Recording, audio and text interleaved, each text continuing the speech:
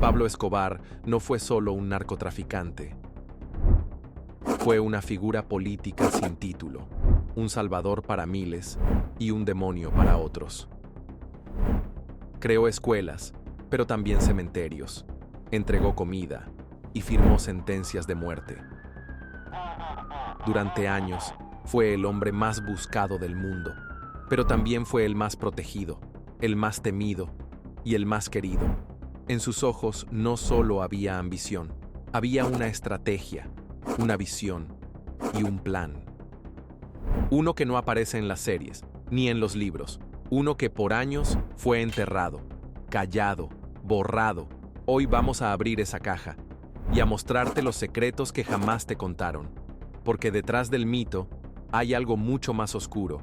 Y lo más inquietante es esto: algunos de esos secretos siguen vivos.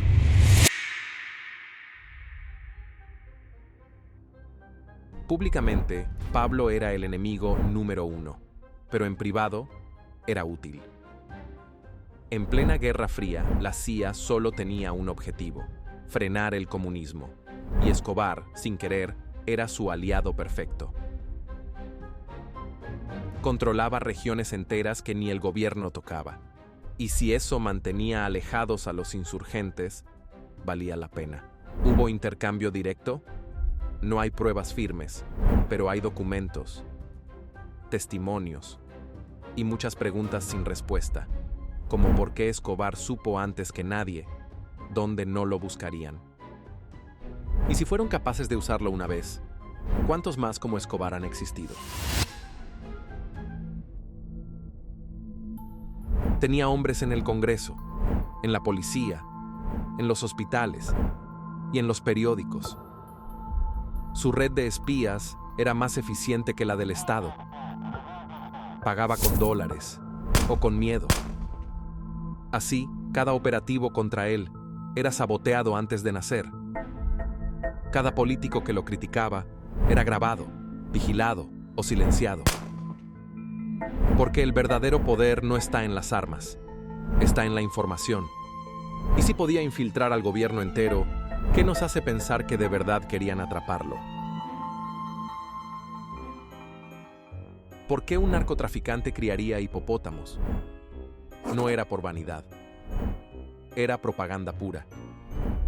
Niños que jamás habían visto un animal exótico pasaban un día mágico en su hacienda. Se iban con regalos, fotos, historias que contar. Y algo más poderoso: gratitud. Escobar no necesitaba campañas políticas, solo necesitaba que lo recordaran como el hombre que les dio una jirafa. Porque una cosa es crear terror, otra muy distinta es crear cariño. Y Escobar supo usar ambos. Había una libreta. Se decía que era gris, con nombres, fechas, símbolos. No era una lista de enemigos, era algo más temible. Una lista de personas que aún no sabían, que ya estaban sentenciadas. Algunos fueron eliminados por traición, otros por precaución. Esa libreta nunca apareció, pero los rumores dicen que alguien más la encontró. Y que hay nombres ahí, que siguen vivos hoy. La pregunta no es si esa libreta existe. La pregunta es: ¿estás tú en ella?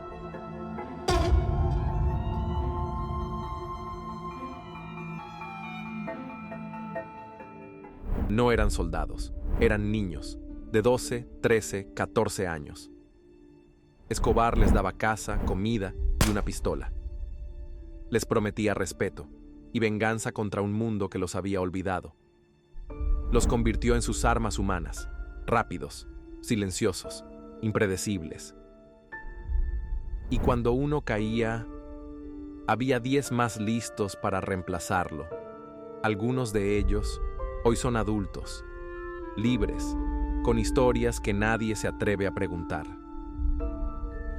En 1991, Escobar tenía una ruta de escape, aviones privados, un país dispuesto a recibirlo.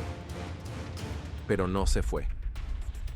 Pudo desaparecer, empezar de nuevo. Pero prefirió quedarse y mantener el control.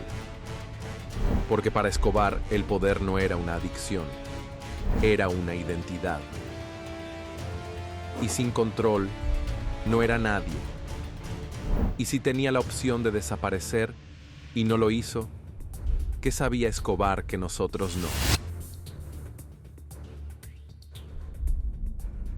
Compraba periodistas, manipulaba portadas, controlaba el relato, creaba rumores sobre sus enemigos, pagaba por reportajes favorables y a veces mandaba matar al que se negaba. Pablo entendía que las balas asustan, pero las palabras construyen leyendas. Y él quería ser leyenda. Si puedes controlar lo que la gente cree, no necesitas esconderte, solo necesitas que te prefieran.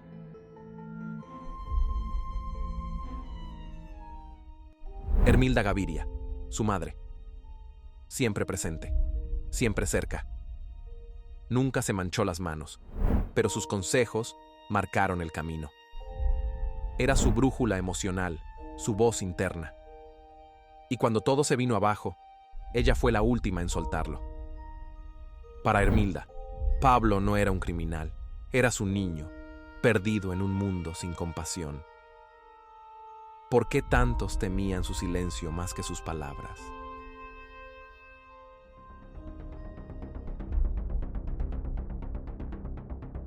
Hoy en Colombia, decir Escobar aún tiene peso. Su hijo cambió su nombre, intentó huir del legado. Pero aún hay quienes viven del mito, del apellido, de las historias que venden. Y lo más curioso es que ese nombre sigue generando millones. No por drogas, sino por narrativa, por influencia, por morbo. Tal vez el cartel cayó, tal vez la droga cambió, pero el apellido nunca dejó de operar.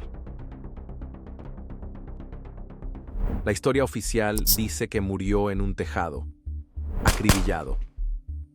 Pero otras versiones no cuadran. Su hermano afirma que se suicidó. Algunos dicen que lo ejecutaron. Y otros que ni siquiera era él. No hay autopsia oficial, no hay video. Solo una imagen borrosa y una tumba.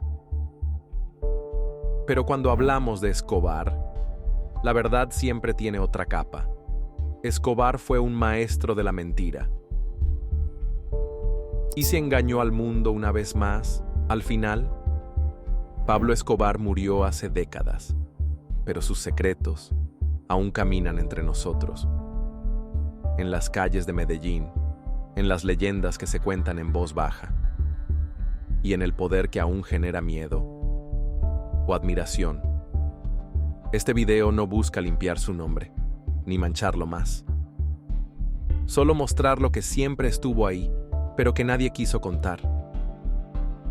Porque a veces, la historia más peligrosa es la que casi nadie se atreve a narrar. Si llegaste hasta aquí, no es casualidad. Porque lo que acabas de escuchar no lo vas a ver en las noticias, ni en Netflix, ni en los libros escolares. Cada semana revelamos lo que prefieren que no sepas. Así que si quieres ver el poder desde adentro, suscríbete. No para seguirnos, sino para entender cómo funciona el juego.